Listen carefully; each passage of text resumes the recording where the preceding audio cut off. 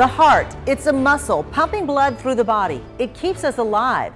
It's also the organ we associate with love of parents, a spouse, and our children. And that's why it's so important to be heart healthy. Often we're inspired to make those changes for our loved ones. Experts say there will be nearly 24 million deaths by the year 2030, all connected to cardiovascular disease.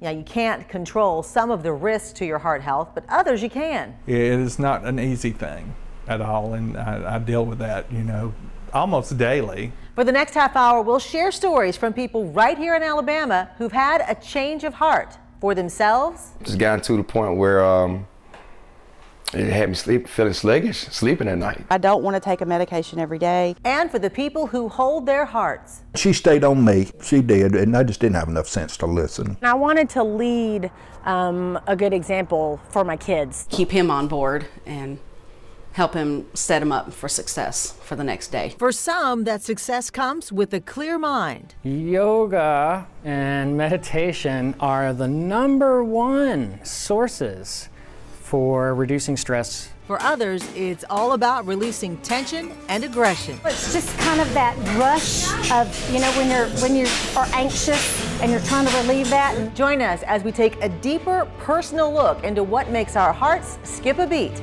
WVTM 13 Chronicle presents Change of Heart.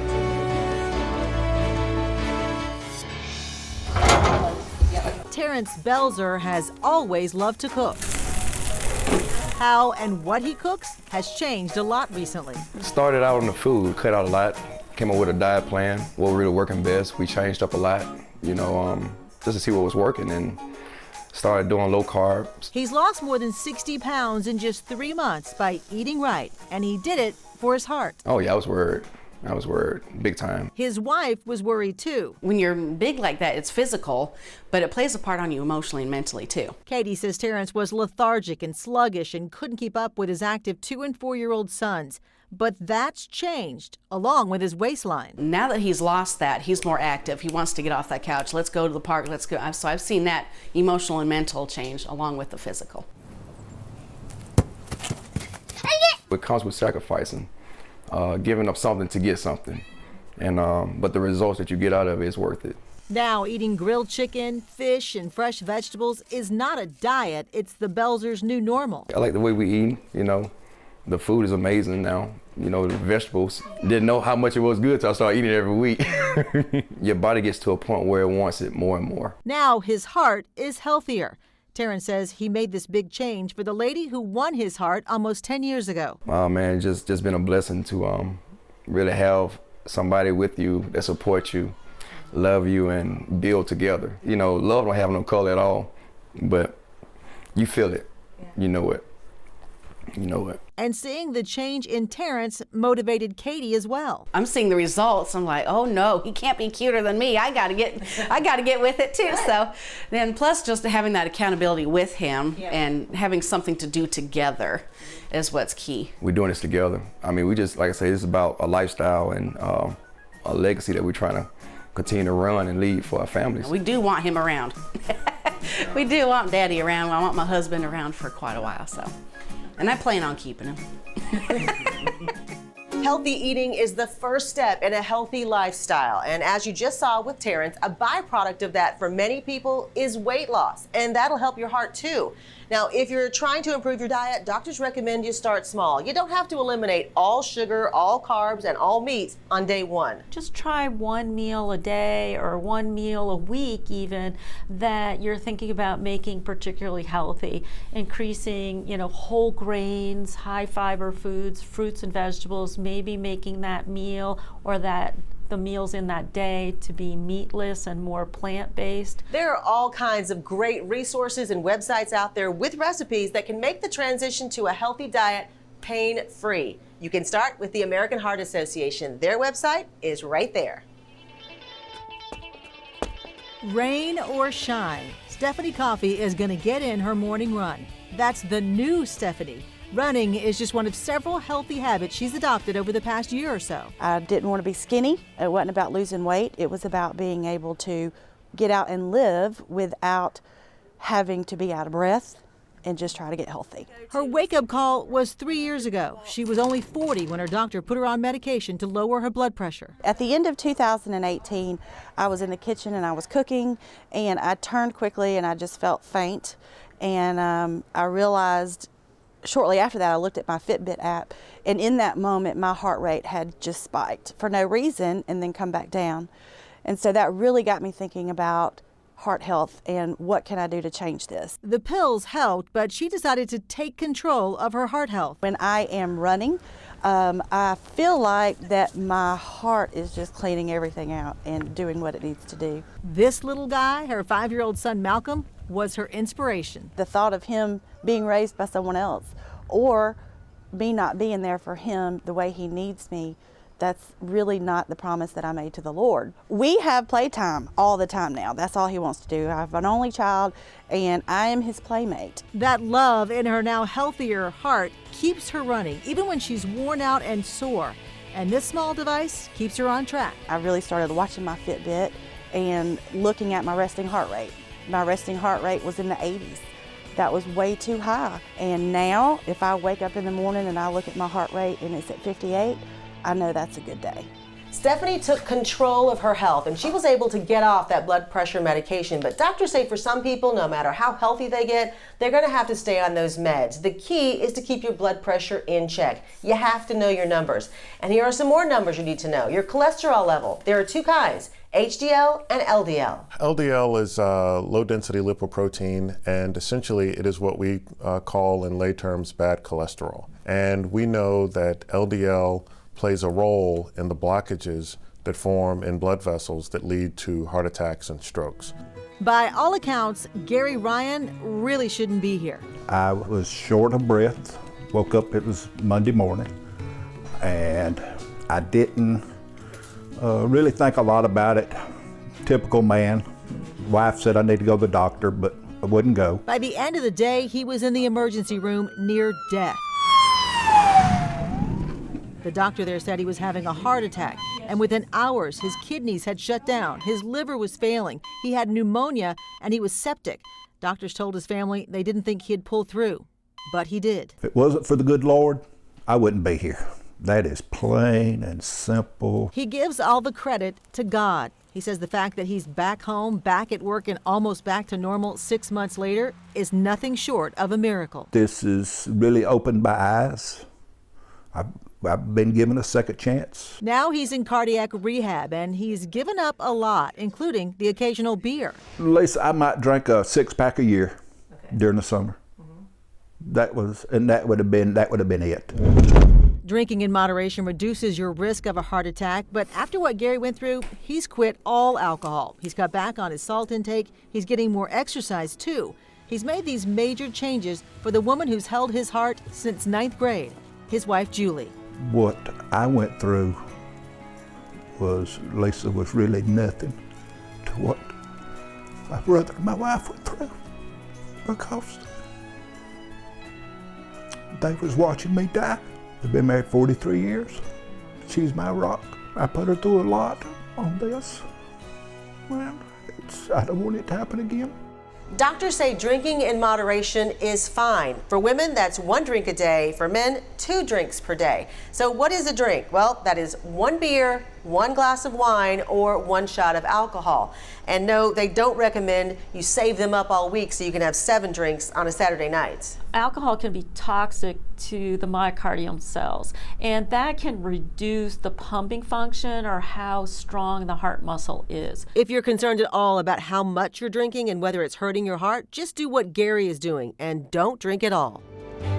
Improving your physical form also improves your heart health. Coming up, the woman dancing for her future. I did it because I was a mother of 2 who couldn't keep up with my kids. Her journey from fitness student to fitness instructor. It motivated me, it helped me, I had people supporting me. Plus keeping secrets from those he loves most. I just don't want that to be how it all ends for me. The man hiding his addiction from his parents while watching their health decline. I do want my heart to be healthy because heart disease is a big part of genetics for my family. The decades-long smoker who had a change of heart and called it quits for the last time.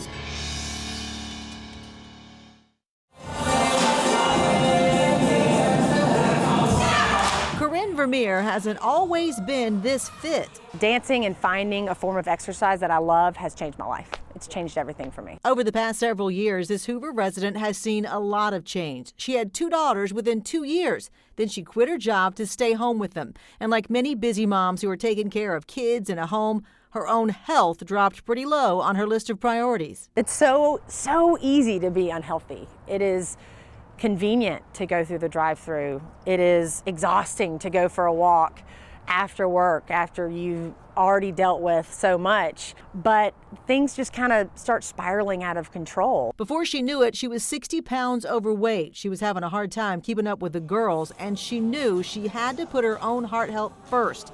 That's when she joined the YMCA. So I needed something that I could do that was quick, burned a lot of calories, and had free childcare.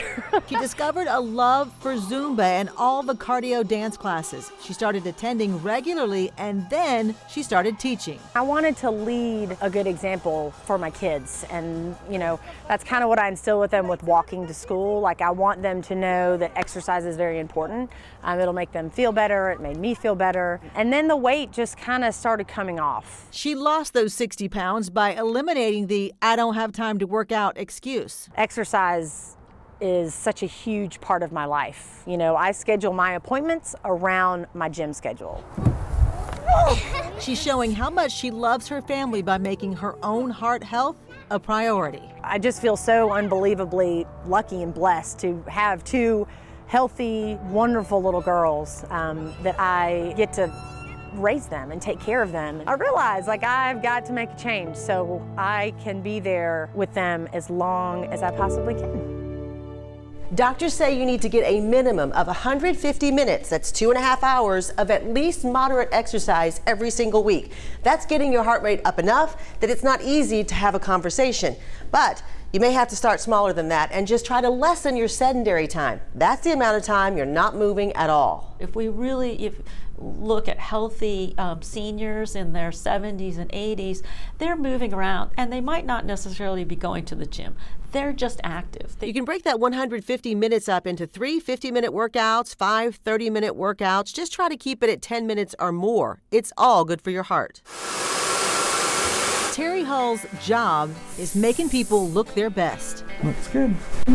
But he hasn't always felt his best. I was huffing and puffing. He was a smoker for decades, something he knew was affecting his health. Just being able to walk down the street and walk back home and being winded, it really bothered me. He was addicted. And he was embarrassed, so he hid that habit from his family and his clients, even though it consumed his life. It controlled everything that we did. If we were going somewhere, well, where was I going to smoke? Where was I going to go to be away from people to do that? And he says he knew better. He had watched cigarettes steal his mother's health, and he had seen how that impacted her entire life. When she was diagnosed with her COPD, she laid him down that day and never smoked again. So I was very proud of her for that. But it took, an act of God, for that to happen. Yeah. You didn't want that to be you. I don't want that to be me. I mean, it's really sad. It's a sad existence. His parents and his stepdad all died of COPD and heart disease. I do want my heart to be healthy because heart disease is a big part of genetics for my family. He kicked the habit once before his mom died. I quit smoking and my mother was so happy. But he started back and he couldn't bear to disappoint her, so he kept it a secret. Now he's been cigarette free for more than a year, and he did it for his mom. I lied to her for a long time, probably 10 years. And, if I do this, I should do it for her. She'd be happy. Yeah, she would be. She really would be. It's certainly better to never start this habit, but quitting is going to help your heart no matter how long you've been smoking. Doctors say they can see the difference within weeks of kicking the habit. There's literally thousands of compounds within cigarettes and tobacco products that are particularly increasing your risk for heart attacks, strokes, and then for cancers. So Terry can feel good about the fact that he's quit for the last time. Releasing the rage. When you work in the medical profession, you do experience a lot of stress. Getting rid of that built-up stress is a key component in keeping your heart healthy. And this has become a popular way to let out some aggression. It's just like a fun way to just come out and just relieve some stress. If a rage room isn't for you, Try de-stressing with yoga. Doesn't matter what comes my way, life is still life.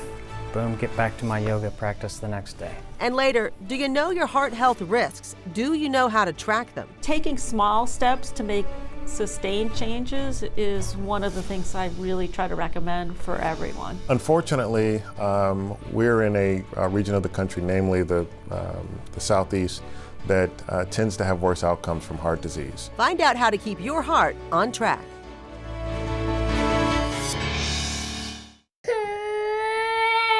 There are plenty of things in our day-to-day lives that can stress us out. And exhale. Yoga or meditation could be the stress antidote. Yoga and meditation are the #1 sources for reducing stress. Some of the very first steps is just being able to be aware of what you're experiencing emotionally, mentally, physically, spiritually. High stress is one of the leading controllable risk factors for heart disease, heart attack, and stroke. So keeping calm and staying zen is important for your heart health. It's like going into the gym and training with weights, and you get stronger and stronger. And so it's the same with yoga practice, and you can handle more and more. The nervous system is stronger. But if that's just not for you, maybe this is.